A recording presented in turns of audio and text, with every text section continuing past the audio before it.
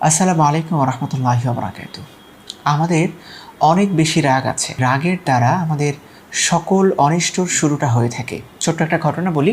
একবার রাসূলুল্লাহ সাল্লাল্লাহু আলাইহি ওয়াসাল্লাম বসে আছে। তখন এক ভদ্রলোক এসে রাসূলুল্লাহ সাল্লাল্লাহু আলাইহি ওয়াসাল্লামের কাছে জিজ্ঞেস করলেন, হে আল্লাহর রাসূল, আমাকে আপনি এমন কিছু শেখান যাতে করে আমি আমার জীবনটা বদলে দিতে পারি এবং আমার জীবনটা আমি সুন্দর করে কাটাতে পারি। কিন্তু এমন কিছু বলবেন না যে আমি ভুলে যাই এবং যা আমার জন্য কষ্ট হয়ে যায়। রাসূলুল্লাহ সাল্লাল্লাহু আলাইহি ওয়াসাল্লাম খুব ছোট্ট করে বললেন, রাগ করো না।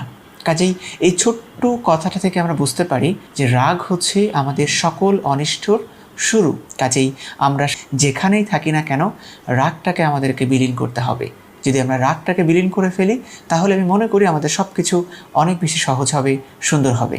আজ থেকে আমরা একটা প্রত্যয় নিয়ে ফেলি, নিজের রাগটাকে প্রশমিত করে ফেলবো এবং নিজের মধ্যে পজিটিভ চিন্তার একটা সূচনা তৈরি করে ফেলবো ইনশাআল্লাহ।